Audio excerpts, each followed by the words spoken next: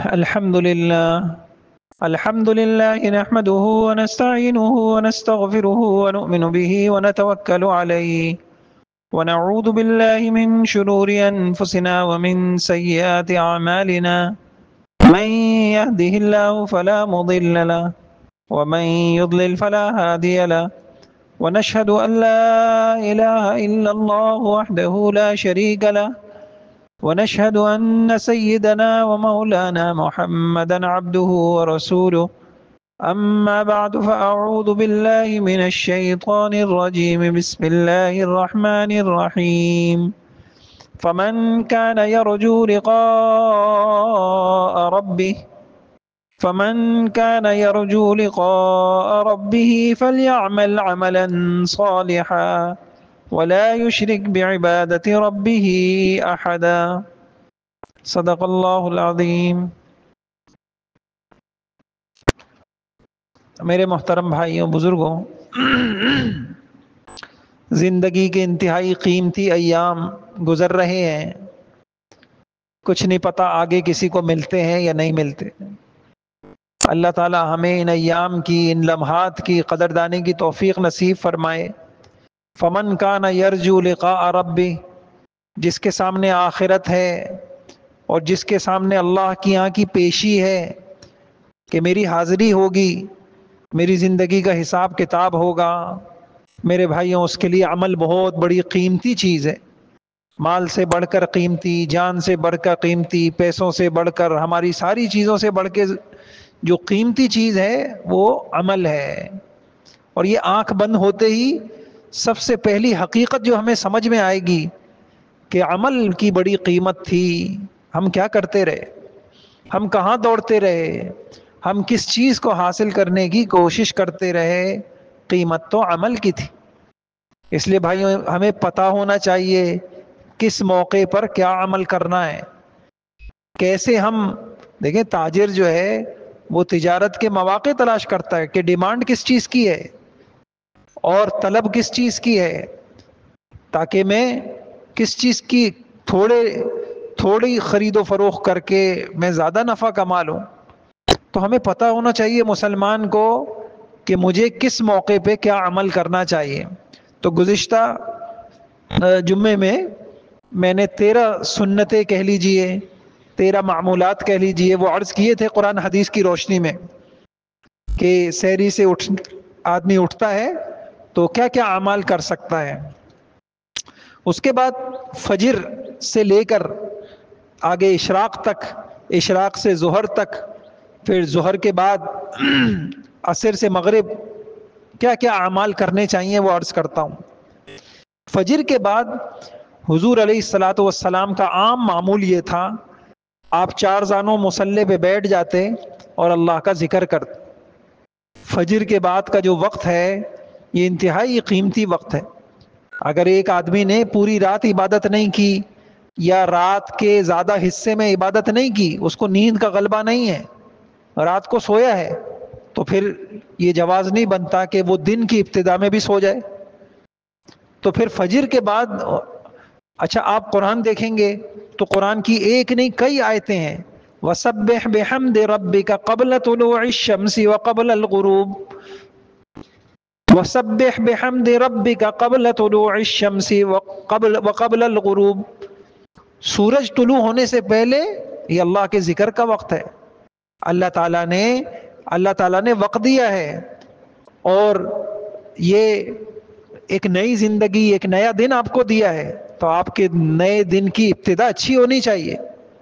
تو فجر کے بعد عام معمول اشراق تک کا تھا۔ اگر کسی میں ہمت ہے کہ وہ مسجد میں اتنا وقت دے سکتا ہے تو سبحان اللہ، کیا ہی کہنے ہیں، اور اگر اتنی ہمت نہیں ہے تو کچھ نہ کچھ انسان کو کچھ نہ کچھ تو فجر کے بعد ذکر کرنا چاہیے۔ اچھا فجر کے بعد کیا ذکر کرنا چاہیے؟ تو سب سے پہلے تو ہمیں پتہ ہونا چاہیے کہ حضور علیہ الصلاۃ والسلام فرض نمازوں کے بعد کیا اذکار کیا کرتے تھے۔ تھوڑا بہت تو ہر مسلمان کو پتہ ہوتا ہے، آیت الکرسی ہے، قل هو اللہ، قل اعوذ برب الفلق، قل اعوذ برب الناس۔ آج کے دور میں یہ بہت ضروری ہے، شیاطین ہیں، حاسدین ہیں، اور اپنوں کو جو ہے دوسروں کی ترقیاں ہضم نہیں ہوتی، نظر بد ہے، جنات ہے، سحر ہے، تو قل هو اللہ، قل اعوذ برب الفلق، قل اعوذ برب الناس، آیت الکرسی ہے، 33 مرتبہ سبحان اللہ، 33 مرتبہ الحمدللہ، 34 مرتبہ اللہ اکبر، اس کو نہیں بالکل چھوڑنا چاہیے۔ اس کے علاوہ کچھ دعائیں ہیں بڑی قیمتی، اللہم انت السلام ہے، آپ کو آتی ہوگی، اللہم اعنی علی ذکرک و شکرک و حسن عبادتک، فرض کی نماز کے بعد احادیث میں یہ دعا ملتی ہے، اللہم لا مانع لما اعطیت ولا معطی لما منعت، یہ دعا ملتی ہے۔ اور اس کے علاوہ بھی بہت ساری دعائیں ہیں، بڑی قیمتی دعائیں ہیں، آدمی اس کا اہتمام کرے۔ نہیں آتی ہیں تو سیکھے، انسان اپنے بچوں کو سکھائے، کیونکہ میں انشاءاللہ عرض کروں گا حضور علیہ الصلاۃ والسلام کی دعائیں وہ خود ایک معجزہ ہیں۔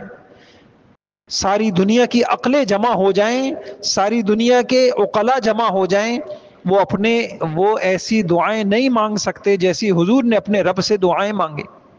تو بڑی کم نصیبی ہوگی کہ ایک مسلمان ان دعاؤں کا اہتمام نہ کرے۔ اچھا، اس کے بعد ایک خاص چیز ہے کہ اگر مسلمان اس چیز کے اوپر آ جائیں تو میں کہتا ہوں کہ ان کی زندگی کی آدھی پریشانیاں تو دور ہو جائیں۔ وہ کیا ہے کہ صبح شام کی حفاظتی دعائیں، کچھ دعائیں حضور علیہ الصلاۃ والسلام مانگا کرتے تھے، شر سے حفاظت کی، شریروں سے حفاظت کی، جنات سے، سحر سے حفاظت کی، حاسدوں سے حفاظت کی، زمین آسمان میں جتنا شر ہے اور جتنی برائیاں ہیں اس سے حفاظت کی دعائیں مانگ۔ تو انسان کی دن کی ابتدا ایسے ہونی چاہیے کہ وہ پہلے اللہ تعالیٰ ان دعاؤں کے ذریعے سے اللہ تعالیٰ کی حفاظت میں اور حصار کے اندر آ جائے۔ تو ان دعاؤں کی صبح شام کی بسم اللہ الذی لا یضر ہے، اعوذ بکلمات اللہ التامہ ہے، صبح شام 3 مرتبہ قل هو اللہ، قل اعوذ برب الفلق، قل اعوذ برب الناس ہے، اور بھی بہت ساری دعائیں ہیں، تو ان کا اہتمام کر لے آدمی۔ اور اس کے بعد اللہ تعالیٰ توفیق دے، اگر مسجد کے اندر فجر کے بعد کوئی دین سیکھنے سکھانے کا حلقہ ہوتا ہے، آدمی کو ان حلقوں کو غنیمت جاننا چاہیے، اس میں بیٹھے دین سیکھے، اور ان حلقوں سے جو لوگ جڑتے ہیں تو ان کی نسلوں کے اندر دین رہتا ہے۔ اور جو مسجد میں آتے ہیں، آتے ہی نہیں، یا آتے ہیں اور کنارے سے ہی واپس چلے جاتے ہیں، جو خیر مسجدوں میں تقسیم ہو رہی ہے ان مسجد میں ان خیروں کو نہیں لیتے، تو پھر ان کے گھروں میں علم نہیں ہوتا، سنتوں کا پتہ نہیں ہوتا، علماء سے تعلق نہ ہونے کی وجہ سے علم، تاجر سے تعلق کمزور ہوگا، آپ کی تجارت کمزور۔ تو ایسے ہی اگر علم والوں سے، ذکر والوں سے، اللہ والوں سے تعلق کمزور ہوا تو پھر ہمارے گھر کے اندر علم نہیں ہوگا، ہماری نسلیں کچھ نہیں جانیں گے، اس کا اہتمام ہو۔ پھر اللہ تعالیٰ توفیق دے دے، ایک تسبیح ہے بڑی زبانوں پہ بہت ہلکی، اور کل قیامت میں انسان حسرت کرے گا کہ اتنا چھوٹا عمل میں نے یہ نہیں کیا۔ بخاری شریف کی روایت آپ سب سنتے ہوں گے کہ کلمتان حبیبتان الی الرحمن ثقیلتان فی المیزان خفیفتان علی اللسان سبحان اللہ وبحمدہ سبحان اللہ العظیم۔ بڑے پیارے کلمے ہیں، ایک تسبیح صبح، ایک تسبیح شام، مسلمان اس کو نہ چھوڑے، نہ چھوڑے۔ میرے بھائیوں، کل قیامت میں بہت حسرت ہوگی۔ اللہ کے نبی نے کہا کل قیامت میں یہ کلمے جب میزان میں رکھے جائیں گے تو ان کلموں کا وزن بہت زیادہ ہوگا، یہ نیکیوں کے پلڑے کو جھکائیں گے۔ آپ گنے 2 سے 3 منٹ نہیں لگیں گے، آپ کی ایک تسبیح ہو جائے گی، سبحان اللہ وبحمدہ سبحان اللہ العظیم، سبحان اللہ وبحمدہ سبحان اللہ العظیم۔ کتنے پیارے کلمے، ایک تسبیح صبح، ایک تسبیح شام۔ حدیث میں آتا ہے کہ جو شخص 100 مرتبہ صبح پڑھے گا، سمندر کے جھاگ کے برابر بھی اس کے گناہ ہوئے، اللہ تعالیٰ اس کے گناہ معاف کر۔ تو ان کلمات کا گناہوں کی معافی میں بڑا اثر ہے، ان کلمات کا میزان میں کو جھکانے میں بڑا، پھر منہ تھکتا نہیں ہے ان کلمات سے۔ اللہ تعالیٰ ہم سب کو توفیق دے، یہ کلمے بچوں کو سکھائیں، چھوٹے چھوٹے بچوں کو سکھائیں، بیٹا یہ تسبیح، ایک تسبیح پڑھو، گھر میں ذکر کا حلقے لگائیں تو اس کا اہتمام ہو جائے۔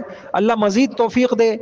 آپ قرآن حدیث کا ذکر کرنا چاہتے ہیں تو جو ہمارے ہاں تیسرے کلمے کے نام سے مشہور ہے، اس کے بڑے فضائل ہیں، سبحان اللہ والحمد للہ ولا الہ الا اللہ واللہ اکبر، یہ تسبیح ایک ہو جانی چاہیے۔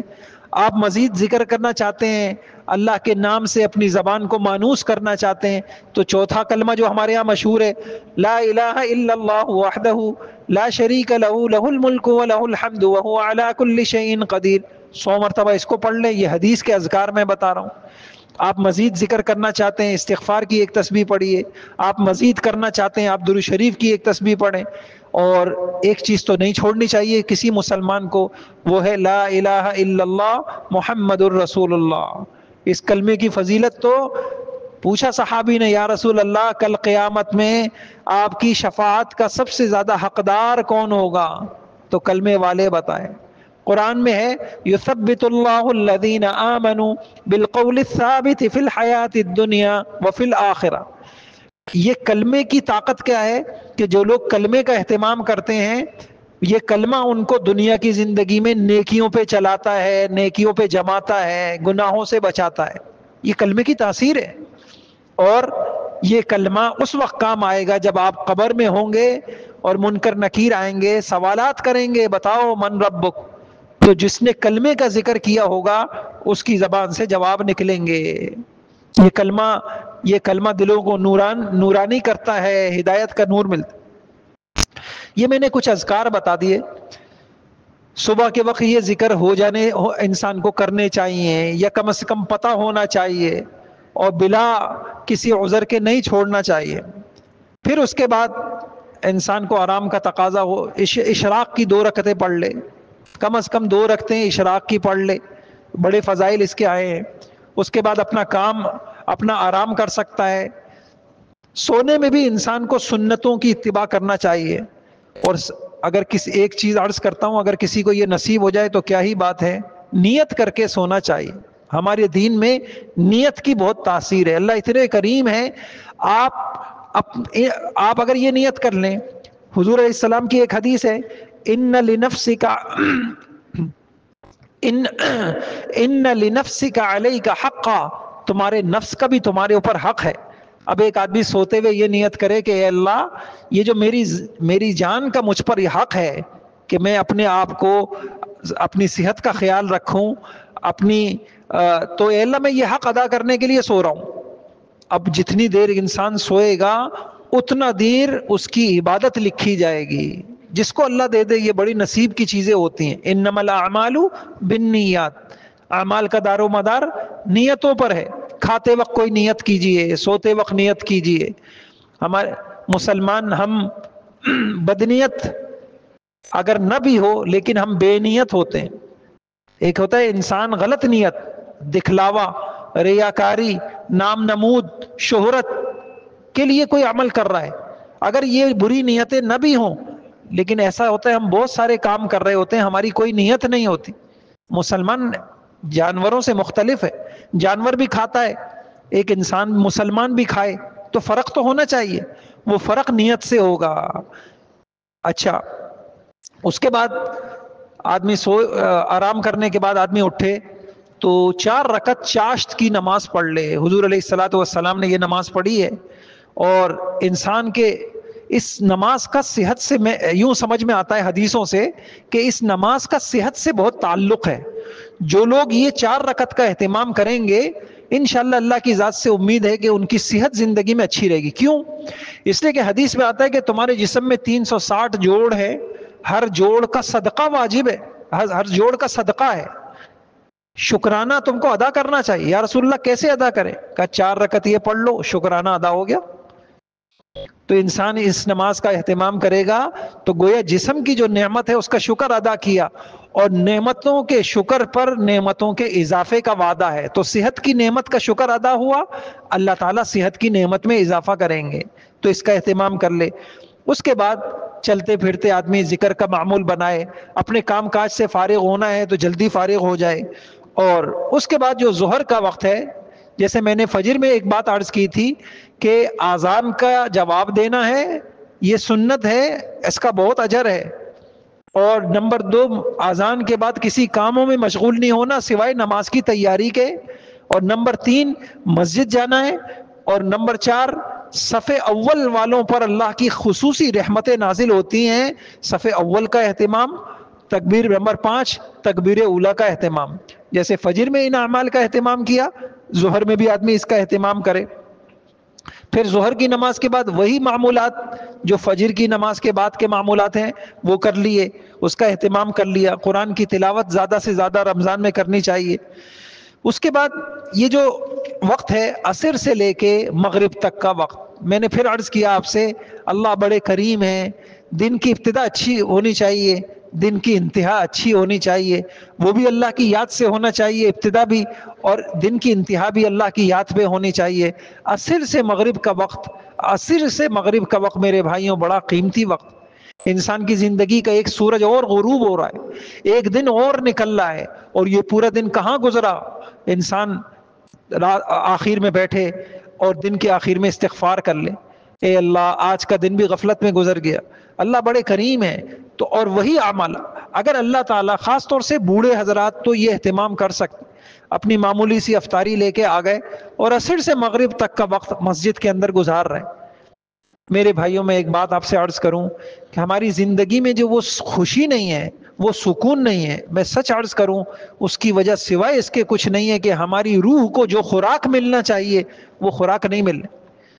آپ کو صبح کا ناشتہ نہ ملے، دن بھر بے چینی میں گزرتا ہے. روح کو جس درجے عبادت کی، تعلق مع اللہ کی خوراک ملنا چاہیے اس درجے خوراک نہیں مل رہی. 5 نمازوں سے نہیں مل رہی، قرآن کی تلاوت سے نہیں مل رہی. اس کے لیے تبتل اور یکسوئی اور دھیان ضروری ہوتا ہے. ان کے اوپر جن لوگوں کو اللہ تعالیٰ یہ نعمت دیتے ہیں، پھر ان کے اوپر اللہ تعالیٰ کا خصوصی کرم ہوتا ہے، اللہ تعالیٰ کا خصوصی فیضان ہوتا ہے، اور ان کی روحوں میں خاص قسم کا سکون اور اطمینان اللہ دیتے.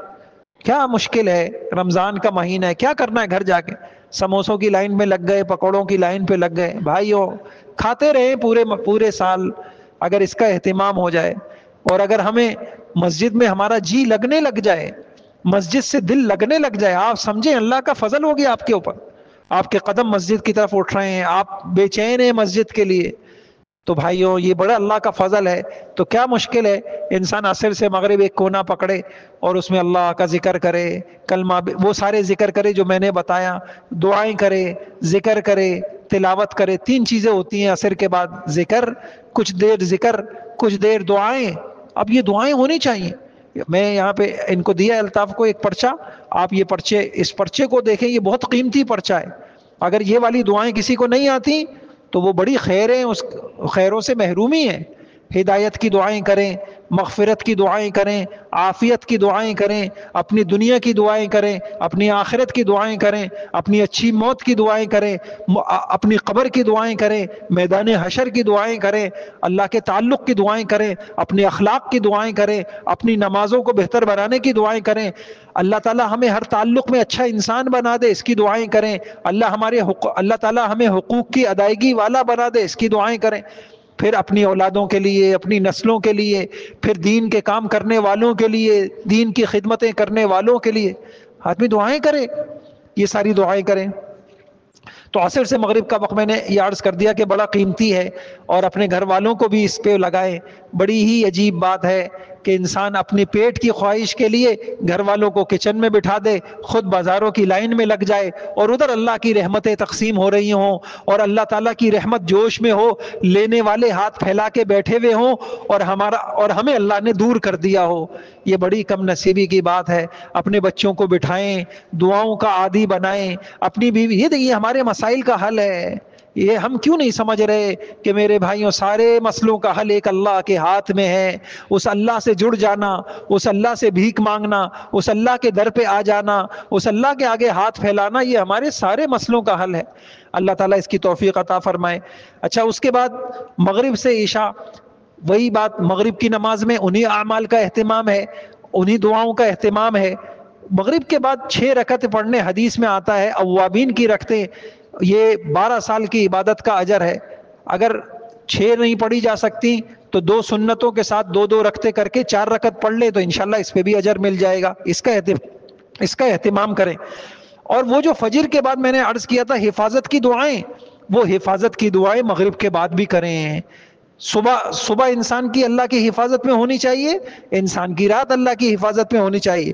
اور پھر وہی تسبیحات جو میں نے دن میں بتائی تھیں، سبحان اللہ و بحمدہ، سبحان اللہ العظیم، اور یہ ساری تسبیحات یہ انسان کو رات میں بھی کسی حصے میں کر لینی چاہیے. یہ میں اپنے پاس سے کچھ نہیں کہہ رہا، یہ سارے وہ اعمال ہیں جو حدیثوں کے اندر ہیں. پھر کچھ صورتیں حضور علیہ الصلوۃ والسلام نے بتائی ہیں. سورہ واقعہ کا اہتمام، ہماری روزی کی برکت کا اس سے بہت گہرا تعلق ہے، اس کے اندر اہتمام ہو. سورہ تبارک الذی کا اہتمام ہو، سورہ سجدہ کا اہتمام ہو، ان صورتوں کا اہتمام ہو. اس کے بعد انسان کچھ دیر آرام کر لے، اور گھر میں بھی. اس کے بعد عشاء کی نماز میں وہی معمولات ہیں.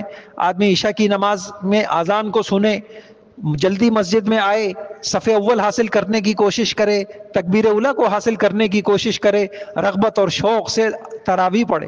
اچھا، تراویح میں کیا اہتمام ہے؟ انسان یہ اہتمام کرے، پورے ماہ تراویح کا اہتمام کرے، پورے قرآن ختم کرنے کا اہتمام کرے، اور صحیح تجوید والے کے پیچھے پڑھنے کا اہتمام کرے. اللہ کا کلام ہے، اس کے ساتھ مذاق نہیں ہونا چاہیے، پتہ ہونا چاہیے کہ کیسے یہ اللہ کا کلام ہے، اور شوق کے ساتھ ہونا چاہیے. آج امام صاحب نے تراویح لمبی کر دی، آج 5 منٹ دیر ہو گئے، آج فلاں ہو گیا. میرے بھائیوں، ایسا نہیں ہونا چاہیے. اللہ کے آگے کھڑے ہیں، جتنا وقت ہم، یہ وقت آپ کو کس نے دیا ہے؟ اللہ کی قسم. وہ نہ، اگر ہم اپنے گھر جانا چاہتے ہیں، کتنے لوگ ہسپتالوں میں ہیں، وہ نہیں چاہتا. میرے بھائیوں، اگر وہ ہم، یہ جو وقت ہم عافیت کا گزار رہے ہیں، یہ اس کی بھیک ہے. تو جس نے یہ ساری بھیک دی ہے، اس کے لیے ہمارے پاس وقت نہ ہو، تو انسان اللہ اس بات کی بھی کوشش کرے. اور تراویح کے بعد آدمی دن بھر کی اعمال کی حفاظت کرے. یہ جو زبان ہے نا بھائیوں، یہ جو زبان ہے، بس کسی کو بولنا آ جائے، میں کہتا ہوں اس کا سارا دین محفوظ ہو جائے. بولنا نہیں آتا، ہمیں بولنا آ جائے، کب بولنا ہے، کب خاموش رہنا ہے، کیا بولنا ہے، کیسے بولنا ہے. میں بھی ہوں اس میں. ہمیں یہ چیز اگر آ جائے، جو کچھ، اس لیے صحابہ اس زبان سے بہت ڈرتے تھے. اور میرے بھائیوں، جس نے زبان کی حفاظت کر لی، میں آج کے دور میں بھی ایسے شخص رشتہ بھی نبھا سکتا ہے، ایسا شخص تعلقات بھی بنا سکتا ہے، ایسا شخص ظلم بھی کسی پہ نہیں کرے گا. یہ جتنے جھگڑے ہیں، اس کی بنیاد زبان ہے، زبان. تو اللہ تعالیٰ مجھے بھی توفیق دے بھائیوں، آپ کو بھی توفیق دے. زبان کا اچھا بول سیکھنے کی چیز ہے، اور اس میں سب سے بہترین کیا ہے؟ آدمی خاموش رہے. آدمی، حضور علیہ السلام بہت زیادہ خاموش رہا کرتا. جس کو خاموش رہنا آ گیا، جس کو خاموش رہنا آ گیا، اس شخص کو بہت ساری خیریں حاصل ہو گئی. اب ایسے شخص کی زبان سے کسی کو اذیت بھی نہیں ہوگی. آپ نے فلاں بات بول دی، مجھے بری لگ گئی، آپ نے فلاں کہہ دی، فلاں بری لگ گئی. عمل کا صفایا شیطان زبان سے کراتا. تو زبان، آدمی لایانی سے بچنے کی کوشش کرے. یہ ایک خاص نور اللہ پاک دیتے ہیں سینے میں، ہدایت کا نور، جو اپنی زبانوں کی حفاظت کرتے. اس نور سے انسان کے قدم مسجد کی طرف کھنچتے ہیں، عمل کی طرف کھنچتے ہیں. اور جن کے پاس یہ نور نہیں ہوتا، ان کو عمل کے وقت گھبراہٹ ہوتی ہے، قرآن کھولتے ہوئے گھبراہٹ ہوتی ہے، نماز لمبی ہو جائے گھبراہٹ ہوتی ہے، مسجد میں گھبراہٹ ہوتی. اور جن کو اللہ یہ نور دے دیتے ہیں، ان کے پاس یہ ساری چیزیں آسان ہو جاتی. تو یہ لایانی سے بچنے کا اہتمام کرے، تہجد کا اہتمام کرے. چند چیزیں عرض کر دیتا ہوں، یہ تو میں نے ترتیب سے عرض کی. ہمیں حدیثوں میں ملتا ہے کہ پورے رمضان ان باتوں کا خیال کرنا ہے. ملازموں کے اوپر آسانی کرنا، تخفیف کرنا. اللہ ہم سب کو توفیق دے. وہ گھر کے ملازم ہوں، وہ ہمارے ادارے کے ملازم ہوں، وہ ہمارے ماتحت ہوں، ان کے ساتھ تخفیف کرنا رمضان کے اندر خاص طور سے، کیونکہ ان کا بھی روزہ ہے، وہ بھی ہماری طرح تھکتے ہیں، ان کو بھی بھوک لگتی ہے، ان کو بھی نیند آتی ہے، ان کی بھی عزت نفس ہے. جو اس کا خیال کرے گا، اللہ تعالیٰ اس کو بہت کچھ نصیب فرمائیں گے. تو اس میں ملازمین کا خیال. پھر 39واں معمول ہے، یہ مہینہ صبر کا ہے، اور صبر کا بدلہ جنت ہے. کسی کی کوئی کڑوی بات لگ گئی، آدمی صبر کرے. بری بات لگ گئی، صبر کرے. یہ صبر کا مہینہ، یہ ٹریننگ کا مہینہ ہے. اور ایک بات انشاءاللہ کبھی عرض کروں گا قرآن سے، ہماری جو پریشانیوں کا حل ہے، وہ دو حل قرآن ہر جگہ بتاتا. ان تصبروا وتتقوا، ان تصبروا وتتقوا. صبر تقوا، صبر تقوا، صبر تقوا. صبر کرنا اور تقوا، خدا خوفی، یہ ہماری زندگی کے، ہماری دنیا آخرت کے ہر مسئلے کا حل ہے. صبر اور تقوا، صبر اور تقوا. یہ جو یوسف علیہ السلام کا پورا واقعہ اللہ پاک نے سنایا، تو علماء نے بڑی عجیب بات لکھی. اس پوری سورت کا خلاصہ کیا ہے؟ یہ جو ہمیں سارا واقعہ، تو اس سورت کا خلاصہ کیا ہے؟ اس سورت کا سبق کیا ہے؟ اللہ پاک نے یہ سنایا کیوں ہے؟ کہ یوسف کو کنویں میں ڈالا گیا، پھر بازاروں میں بیچا گیا، پھر جیل میں ڈالا گیا، پھر تہمتیں لگیں، آخر میں جو ہے وہ یوسف تخت پہ نظر آئے؟ کیا وجہ ہے؟ تو فرمایا کہ اس کا سبق کیا ہے؟ انہ من یتقی ویصبر فان اللہ لا یضیع اجر المحسنین، صبر اور تقوی والوں کو اللہ ضائع نہیں کرتا۔ یوسف صبر والے تھے، کیسے گناہوں سے بچ رہے ہیں۔ یوسف صبر والے تھے، کیسا تکلیفوں پہ صبر کر رہے ہیں۔ یوسف صبر والے تھے، کیسا فرائض کا اہتمام کر رہے ہیں۔ اور کیا تھے؟ خدا خوفی والے تھے، اللہ سے ڈرنے والے تھے۔ تو یہ چیزیں، اور ایک معمول جو ہمیں تمام گناہوں سے بچنا ہے، بد نظری کے گناہ، ناجائز تعلقات، بد زبانی، غیبت، جھوٹ، دھوکہ، غلط بیانی، ایذا رسانی، لایانی کام، فرائض میں سستی، جماعت میں سستی، ان چیزوں سے آدمی بچنے کی۔ اور 41واں معمول ہے صلہ رحمی کا اہتمام کرنا، ٹوٹے رشتوں کو جوڑنا، رشتوں کو نبھانا۔ یہ ہماری رمضان کی بہت بڑی عبادت ہے۔ یہ وہ چیزیں ہیں کہ اگر یہ چیزیں ہمیں حاصل ہو جائیں تو تھوڑی عبادتیں بھی ہماری کافی ہو جائیں اور ان سے ہمیں اللہ کا تعلق مل جائے۔ پھر 42واں سنت ہمیں یہ ملتی ہے رمضان میں صدقات اور خیرات کا خصوصی اہتمام کرنا۔ اللہ توفیق دے، سحری افطاری لوگوں کو کرانا ہے، حاجت مندوں کی حاجت کو پورا کرنا ہے۔ اور ایک معمول دین سیکھنے کا اہتمام کرنا، یہ ہماری زندگیوں سے نکلا ہوا ہے۔ عبادتیں ٹوٹی پوٹی کر لیتے ہیں، دین نہیں سیکھتے، اس نہ سیکھنے کی وجہ سے ہمیں پتہ ہی نہیں ہوتا۔ تو کچھ نہ کچھ 1 گھنٹہ آپ نکالیے، آدھا گھنٹہ نکالیے، آپ دین سیکھیے، سنتیں سیکھیے، دعائیں سیکھیے، فرائض سیکھیے، حقوق کی ادائیگی سیکھیے۔ اللہ تعالیٰ مجھے بھی توفیق دے۔ اور آخری بات، اللہ تعالیٰ توفیق دے سکھانے کا اہتمام کرنا، گھر والوں کو سکھانا چاہیے۔ ہم سب سکھاتے ہیں، ہم اللہ کا دین نہیں سکھاتے۔ گھر والوں کو لے کے بیٹھیں، ایک نشست آپ کی گھر والوں کے ساتھ ایسی ہونی چاہیے جس میں دین کی باتیں ہوں۔ ہاں بیٹا، یہ اس عمل کی فضیلت آپ کو پتہ ہے، اس میں کچھ اچھی اچھی کتابیں ہیں، علماء سے پوچھ لیں۔ آخری بات، اللہ تعالیٰ توفیق دے رمضان کے اعتکاف کریں، مسجدوں کو آباد کریں۔ یہ ہمارے مسائل کا حل ہے۔ ہمیں پورے سال موقع نہیں ملتا ہم یکسو ہوں اللہ کے ساتھ۔ اعتکاف یہ بہت یکسوئی کا وقت ہے۔ انسان ہوتا ہے، انسان کو ایک نماز کے بعد، ہم یہاں نماز پڑھتے ہیں نا، ابھی جلدی ہوتی ہے جمعے کے بعد مجھے یہ کام کرنے، معتکف کو یہ نہیں ہوتی جلدی، لہٰذا اس کی عبادتوں میں یکسوئی ہوتی ہے، اس کی عبادتوں میں جان ہوتی ہے، اس کی عبادتوں میں اللہ کا خصوصی تعلق ہوتا ہے۔ اس کو ابھی مجھے یہ عمل کیا تھا، اب مجھے یہ عمل کرنا ہے، ابھی میں نے دعا کی تھی، اب مجھے تلاوت کرنی۔ تو پھر اللہ تعالیٰ توفیق دے، ہر شخص نیت کرے، خاص طور سے جنہوں نے آج تک اعتکاف نہیں کیا، اس سال اعتکاف کریں، انشاءاللہ اللہ کے گھر کو آباد کریں گے۔ نیت کریں، اور اللہ تعالیٰ جس کو ان سارے عمل کی توفیق دے دے تو پھر 3 کام کرنے ہیں۔